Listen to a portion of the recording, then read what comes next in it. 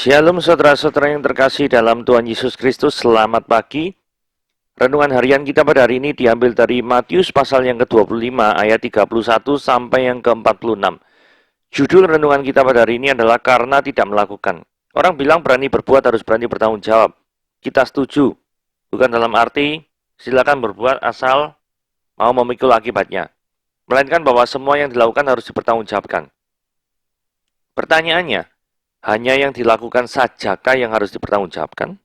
Ternyata tidak begitu. Sabda Tuhan menyatakan bahwa kita harus mempertanggungjawabkan atas apa yang kita lakukan dan juga apa yang tidak kita lakukan. Mengapa demikian? Tindakan adalah realisasi keputusan. Keputusan untuk melakukan sesuatu dan keputusan untuk tidak melakukan sesuatu. Artinya, tindakan kita meliputi apa yang kita lakukan dan apa yang tidak kita lakukan. Sebab itu kita bersalah tidak hanya karena hal keliru yang kita lakukan, namun juga karena hal benar yang tidak kita lakukan.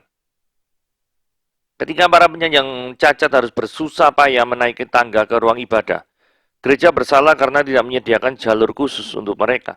Ketika penularan COVID-19 masih tinggi dan kita mengabaikan protokol kesehatan, kita bersalah karena tidak menjaga diri dan sesama.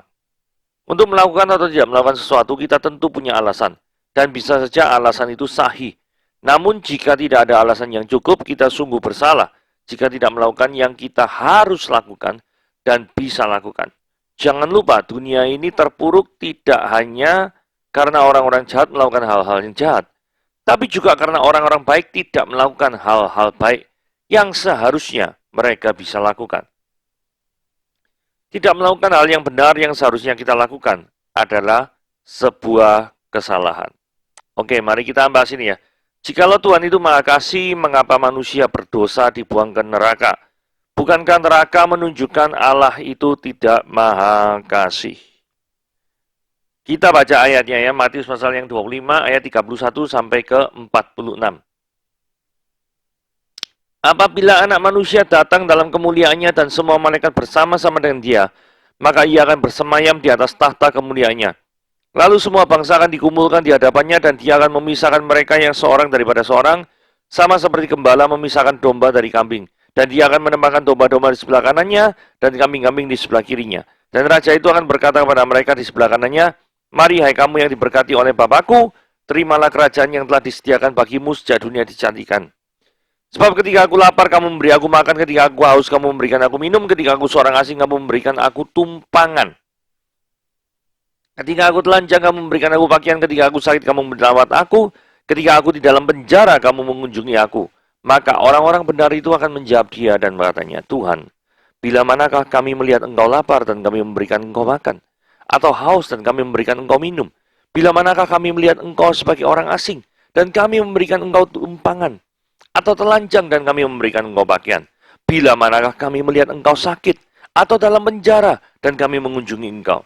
Dan raja itu akan menjawab mereka, "Aku berkata kepadamu, sesungguhnya segala sesuatu yang kamu lakukan untuk salah seorang dari saudaraku yang paling hina ini, kamu telah melakukannya untuk aku." Dan dia akan berkata juga kepada mereka yang di sebelah kirinya, "Nyala dari hadapanku, hai kamu orang-orang terkutuk.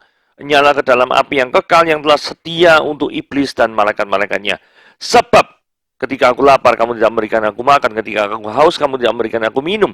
Ketika aku seorang asing, kamu tidak memberikan aku tumpangan. Ketika aku telanjang, kamu tidak memberikan aku pakaian. Ketika aku sakit dalam penjara, kamu tidak melawat aku." Lalu mereka pun menjawab dia, katanya, "Tuhan, bila manakah kami melihat engkau lapar atau haus, atau sebagai orang asing atau telanjang atau sakit, atau dalam penjara dan kami tidak melayani engkau?" Maka ia akan menjawab mereka, "Aku berkata kepadamu, sungguhnya segala sesuatu yang tidak kamu lakukan untuk salah seorang dari yang paling hina ini, kamu tidak melakukannya untuk aku." Dan mereka ini akan masuk ke dalam tempat siksaan yang kekal, tetapi orang benar ke dalam hidup yang kekal. Oke, kita lihat ayat 31 dan 32. Bagian ini menunjukkan Yesus sebagai hakim pada akhir zaman.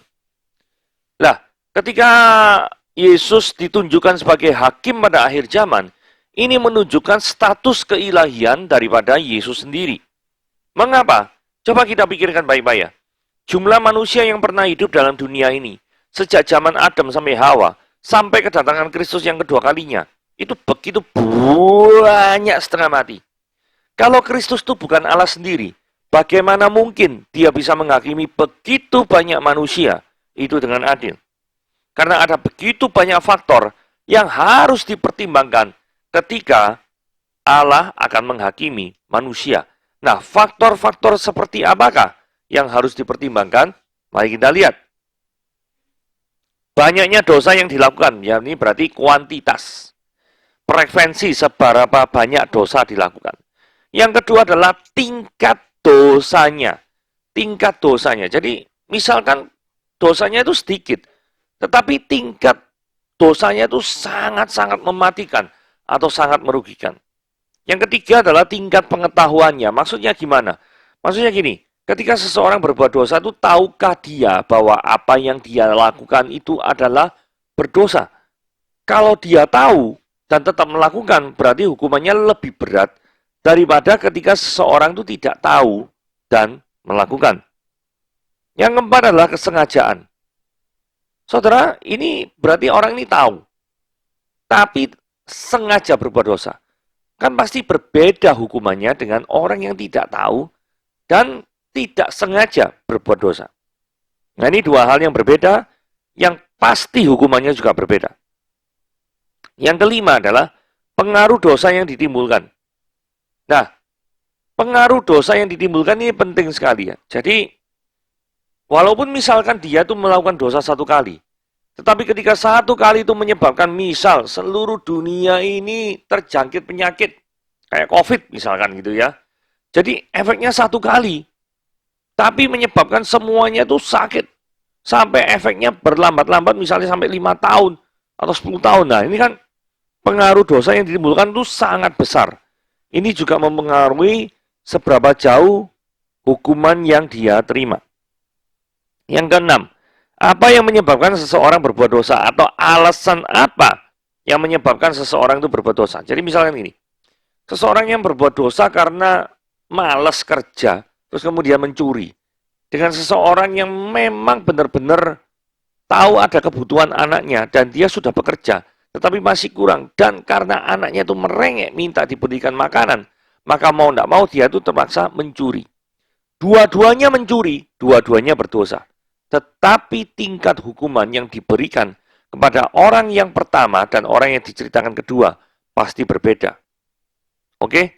Itu adalah 6 kategori yang harus dipertimbangkan untuk penghukuman orang fasik. Gitu ya. Nah, terhadap orang yang benar, itu juga harus ada yang dipertimbangkan. Banyaknya perbuatan baik yang dilakukan, kuantitas. Terus jenis perbuatan baik yang dilakukan yaitu kualitasnya. Terus besarnya pengorbanan pada waktu melakukan perbuatan baik. Maksudnya gini ya. Contoh pada waktu Yesus berkata, janda yang memberikan 2% itu memberi lebih banyak dari semua orang kaya yang memberikan persembahan besar. Karena janda itu memberikan seluruh nafkahnya. Artinya, ketika dia memberikan persembahan itu, dia tuh harus melakukan pengorbanan yang sangat besar sekali. Sehingga Yesus memandang bahwa perbuatan baik ini nggak main-main. Karena dia merelakan kenyamanannya dia itu terenggut untuk memperlebar kerajaan surga. Gitu ya. Terus motivasinya dalam melakukan perbuatan baik itu. Ada orang sih yang melakukan perbuatan baik tujuannya apa? Supaya diliput media, supaya namanya terkenal. Jadi dia melakukan misalkan aksi sosial di mana gitu ya. Terus media-media sengaja diundang, liput. Nah ini kan artinya pencitraan ini. Bukan melakukan segala sesuatu itu tulus untuk kemuliaan nama Tuhan, tapi untuk kemuliaan diri sendiri. Nah, kembali ke poin 4, jadi motivasi seseorang dalam melakukan perbuatan baik itu juga dipertimbangkan di dalam penghakiman. Nah, seluruh umat manusia itu akan dihakimi, dipisah. Dan menjadi hanya 2 grup saja, yaitu domba atau orang benar. Ini jelas menunjukkan orang Kristen yang sejati, karena setiap orang yang percaya pada Yesus Kristus dibenarkan dan dianggap sebagai orang benar oleh Allah, karena itu disebut sebagai orang benar. Mari kita lihat ayat pendukungnya, Roma 5 ayat 1 dikatakan, Sebab itu kita yang dibenarkan karena iman, berarti ini orang percaya ya. Kita hidup dalam damai sejahtera dengan Allah oleh karena Tuhan kita Yesus Kristus. Jadi kalau hidup sudah orang benar, didamaikan dengan Allah, sudah tidak mungkin dia mengalami hukuman. Yang kedua adalah kategori kambing, yaitu orang terkutuk, ayat 41. Ini jelas menunjukkan pada orang non-Kristen atau orang Kristen KTP. Nah, ini kita lihat ayat 34 ini menunjukkan orang Kristen juga dihakimi ya. Dan mereka yang di sebelah kanannya, berarti ini orang yang percaya Tuhan, mari hai kamu yang diberkati oleh Bapakku, terimalah kerajaan yang disediakan bagimu sejak dunia dijadikan. Jadi ini jelas menunjukkan bahwa orang Kristen, dan itu menunjukkan bahwa pada akhir zaman, orang Kristen juga dihakimi.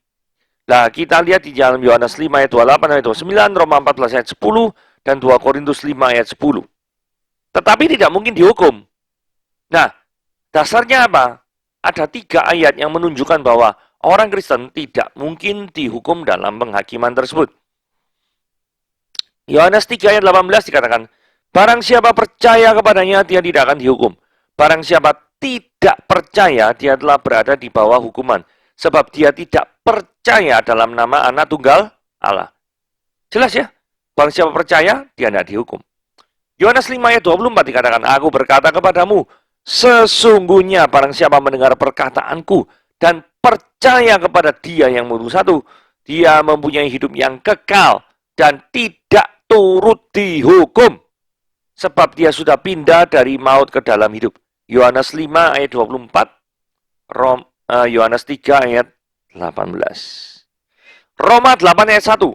Demikianlah sekarang tidak ada penghukuman bagi mereka yang ada di dalam Kristus Yesus.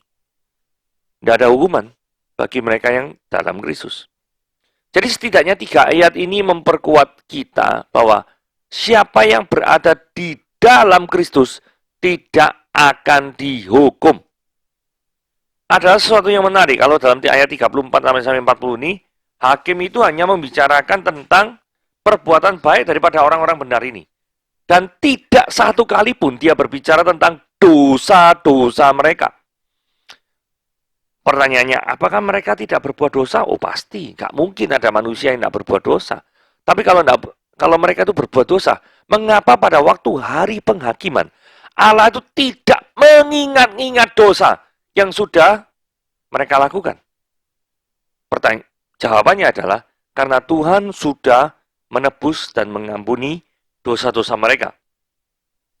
Dan ini dapat kita lihat dalam Yesaya 43 ayat 25 dikatakan gini, akulah dia yang menghapus dosa pemberontakanmu, oleh karena aku sendiri dan aku tidak mengingat-ingat dosamu. Ya, baik-baik ya. Aku tidak mengingat-ingat dosamu. Mika 7 ayat 19 dikatakan ini, biarlah dia kembali menyayangi kita, menghapuskan kesalahan-kesalahan kita, dan melemparkan segala dosa-dosa kita ke dalam tubir-tubir laut. Saudara, ini ada kata menghapuskan kesalahan. Ayat Yesaya 43 ayat 25 dikatakan, aku tidak mengingat-ingat lagi dosamu. Jadi itulah sebabnya, barang siapa yang mengalami penebusan dan percaya pada Yesus, Tuhan tidak akan mengingat dosa-dosamu dan menghapuskan kesalahan-kesalahan kita, serta melemparkan segala dosa kita ke dalam tubir-tubir laut.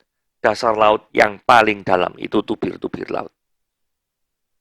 Nah, masih di ayat 34, mari kita lihat tulisan yang berwarna merah. Terimalah kerajaan yang telah disediakan bagimu sejak dunia dijadikan. Jadi kerajaan itu telah disediakan sejak kekekalan. Dan karena itu jelas bahwa Allah sudah menentukan orang-orang itu untuk selamat.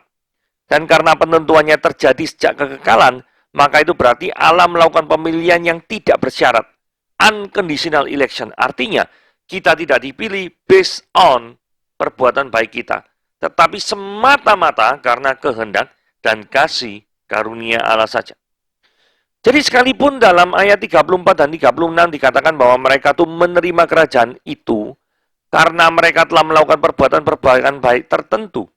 Tetapi itu tidak berarti bahwa bagian ini mengajarkan salvation by works. Maksudnya keselamatan karena perbuatan baik. yang sesat itu. Penafsiran yang benar adalah mereka berbuat baik. Dan hal itu menunjukkan bahwa mereka itu beriman. Dan karena mereka beriman, mereka diselamatkan. Saudara perhatikan baik-baik ya, Roma 5 ayat 1. Sebab itu kita dibenarkan oleh karena iman, kita hidup di dalam damai sejahtera dengan Allah oleh karena Tuhan kita Yesus Kristus. Jelas diselamatkan karena iman, bukan salvation by works. 2 Timotius 1 ayat 9 jelas dikatakan, Dialah yang menyelamatkan kita dan memanggil kita dengan apa? Panggilan kudus. Bukan berdasarkan perbuatan baik kita, melainkan berdasarkan apa? Maksud dan kasih karunia-Nya sendiri yang telah dikaruniakan kepada kita dalam Kristus Yesus sebelum apa? Sebelum apa? Sebelum permulaan zaman. Seperti ayat 34, kerajaan yang telah disediakan bagimu sejak dunia dijadikan. Efesus 2 ayat 8 dikatakan, sebab karena kasih karunia kamu diselamatkan oleh iman, itu bukan hasil usahamu, tetapi pemberian Allah. Jadi Roma 5 ayat 1, 2 Timotius 1 ayat 9, dan Efesus 2 ayat 8. Ini adalah 3 ayat penting yang menyatakan keselamatan hanya karena iman, bukan melalui perbuatan baik. Nah, beda orang jahat dan orang benar ya. Pertanyaan yang benar-benar ayat 37-38 ini menunjukkan bahwa mereka itu tidak menyadari atau tidak mengingat-ingat perbuatan baik mereka. Kan mereka ngomongnya, bila manakah atau kapankah kami melihat engkau di penjara dan kami mengunjungi engkau? Ketika engkau sakit dan kami itu mengunjungi juga. Terus kemudian engkau sebagai orang asing dan kami memberikan engkau tumpangan. Kapan itu terjadi? Kapan itu terjadi? Mereka orang-orang yang benar ini merasa tidak sadar kalau melakukan hal-hal yang benar di hadapan Allah. Tapi orang fasik, orang jahat itu justru sebaliknya. Mereka itu tidak menyadari dosa-dosa mereka, tapi justru sering ngungkit-ngungkit, nginget-nginget perbuatan baik mereka dalam tanda kutip kepada orang lain. Jadi kalau Anda bertemu ya, orang yang selalu ngungkit-ngungkit, oh kamu tuh dulu tak tolongi, kamu tuh dulu tak belani loh ya. Ini kamu tuh utang jasa loh sama aku. Orang seperti ini karakteristiknya cocok sekali dengan orang yang berdosa. Karena orang yang benar tidak mengingat-ingat dan tidak ngungkit-ngungkit perbuatan baik mereka. 40. Objek perbuatan baik kita. Saudara, Yesus berkata gini, aku berkata padamu sesungguhnya segala sesuatu yang kamu lakukan untuk salah seorang dari saudaraku yang paling hina. Nah ini jadi perdebatan menarik ya. Siapakah yang dimaksud dari saudaraku yang paling hina ini? Ada dua pandangan. Pandangan pertama menunjukkan bahwa sesama manusia, baik Kristen maupun kafir semuanya. Pandangan B menunjukkan hanya pada orang Kristen saja. Nah, saya lebih setuju pada pandangan yang B karena dalam ayat 40 ini, Yesus itu mengidentifikasikan diri dengan orang percaya. Betul ya? Bukan dengan orang kafir. Oleh karena itu, sekalipun kita disuruh mengasihi semua manusia, dan karena itu kita harus berbuat baik kepada semua orang, tetapi kita tetap harus mengutamakan perbuatan baik kita terhadap saudara seiman kita. Loh, ini tidak main-main, ada dasar itu ya, Galatia 6 ayat 10. Karena itu selama masih ada kesempatan bagi kita, marilah kita berbuat baik pada semua orang. Jelas ya perintahnya ya, berbuat baik pada semua orang, jelas. Tetapi, terutama kepada kawan-kawan kita seiman. Jadi, yang seiman itu lebih diutamakan dalam perbuatan baik. Bukan berbuat baik hanya kepada kawan-kawan seiman, bukan. Berbuat baiknya kepada semua orang. Orang-orang yang seiman itu yang diutamakan. Itu ya. Nah, ini pertanyaan penting ya, yang di judul tadi ya. Apakah Tuhan yang Maha Kasih mengirim manusia yang berdosa itu ke neraka? Ini bicara tentang orang-orang yang ada di sebelah kirinya.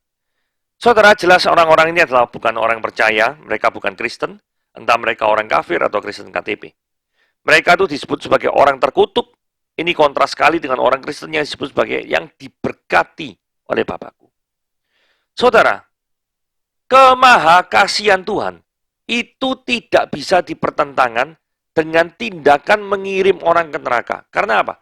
tindakan Tuhan mengirim orang ke neraka, itu menunjukkan keadilan dia. Adil itu adalah mendapatkan sesuai haknya. Orang yang berdosa itu mendapatkan sesuai haknya, yaitu hukuman kekal. Betul nggak? Sekalipun Tuhan yang kita kenal adalah panjang sabar, seperti Nahum 1 ayat 3 dikatakan, Tuhan itu panjang sabar dan besar kuasanya, tetapi dia tidak sekali-kali membebaskan dari hukuman orang yang bersalah. Jadi artinya orang yang berdosa itu mendapatkan keadilan Tuhan. Bukan mendapatkan ketidakadilan. Orang yang beriman mendapatkan kasih Tuhan. Jadi tidak ada golongan dari dua golongan ini, orang yang dihukum maupun orang yang diberkati, itu mendapatkan ketidakadilan Tuhan. Tidak ada. Yang satunya mendapatkan keadilan Tuhan, yaitu orang berdosa pantas dihukum, mati dan masuk neraka. Sedangkan yang satu, Allah mengaruniakan kasih-Nya, mendapat kasih Allah, sehingga karena kasih Allah, mereka percaya Yesus sebagai Tuhan dan Juru Selamat, maka mereka masuk surga. Oke? Nah, kemudian ayat 14 agak membingungkan ya. Ini kan bicara konteksnya tentang orang yang tidak percaya. Kenapa orang yang tidak percaya itu ngomong, Tuhan, bila manakah kami melihat? Jadi kok mereka bisa menyebut Yesus sebagai Tuhan? Padahal mereka itu belum percaya. Nah, ini penjelasannya ada di Filipi 2 ayat 9-11 ya. Itulah sebabnya Allah sangat meninggikan dia dan mengaruniakan kepadanya nama di atas segala nama, supaya dalam nama Yesus berlutut segala yang di langit, di bumi, di bawah bumi, dan segala lidah mengaku Yesus Kristus. Perhatikannya, segala lidah mengaku Yesus Kristus adalah Tuhan bagi kemuliaan Allah Bapa kita. Kenapa orang yang tidak percaya kok mengaku Yesus Tuhan? Karena nanti, pada saatnya nanti, sesuai daripada apa yang dikatakan Filipi 2 ayat 9-11. Entahlah engkau percaya, entahkah engkau tidak percaya, maka semua mulut, semua tanpa kecuali akan mengaku Yesus Kristus adalah Tuhan. Karena fakta Yesus adalah Tuhan, itu adalah kebenaran yang objektif. Pertanyaannya, kita bertanya-tanya lagi. Apakah orang yang di sisi kiri itu benar-benar tidak berbuat baik sama sekali dalam hidupnya? Karena kita melihat fakta, ada banyak orang yang tidak mengenal Kristus di hadapan manusia, di dalam kacamata penilaian manusia. Mereka tuh berbuat baik kok. Nah, mengapa mereka dianggap sama sekali tidak berbuat baik? Mari kita lihat ya. Karena perbuatan baik baru dianggap sebagai perbuatan baik di mata Tuhan. Kalau perbuatan baik itu karena dilakukan sesuai dengan cinta kepada Tuhan. Yohanes 14 ayat 15. Dan dilakukan demi kemuliaan Allah. 1 Korintus 10 ayat 31. Orang Kristen tidak mungkin, orang non-Kristen tidak mungkin bisa melakukan perbuatan baik yang memenuhi kedua syarat ini. Kenapa? Karena tidak mungkin orang yang tidak mengenal Tuhan terus berbuat baik. Alasannya apa? Karena aku mencintai Tuhan. Orang kenal Tuhan, enggak kok. Yang kedua, ketika orang melakukan segala sesuatu, tidak mungkin orang itu melakukan demi kemuliaan nama Tuhan. Gitu? Karena perbuatan baik itu kata semata-mata demi, bukan kemuliaan nama Tuhan, tapi demi untuk humanisme. Karena saya sayang kepada sesama manusia. Cuma itu aja. Saudara, mari kita lihat bunyinya Yohanes 14 ayat 15 ya. Jikalau kamu mengasihi aku, kamu akan menuruti segala perintahku. Berarti kita melakukan perintah-perintahnya, aktivitas kerohaniannya itu kenapa? Karena kita cinta dia.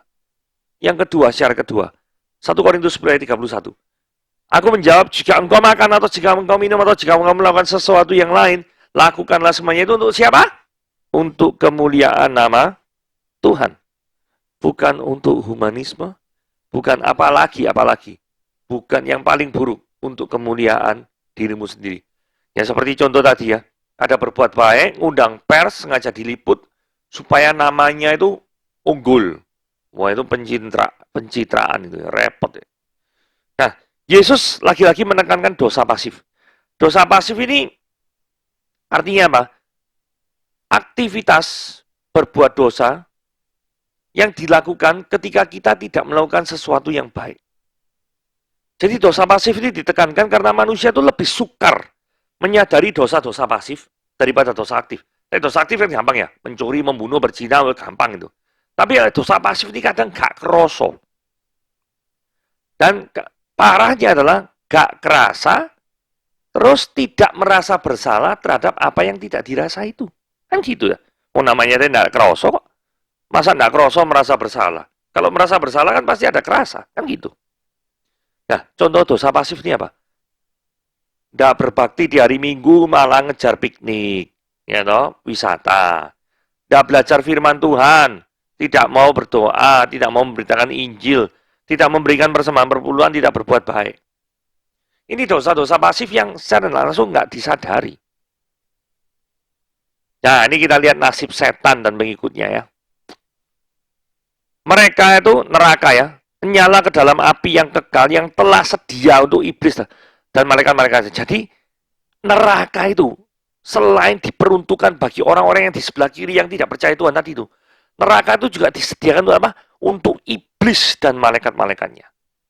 Karena itu jangan percaya pada cerita dari orang-orang yang mengaku dibawa Tuhan untuk melihat ke neraka, di mana mereka melihat setan-setan menyiksa orang yang masuk ke neraka.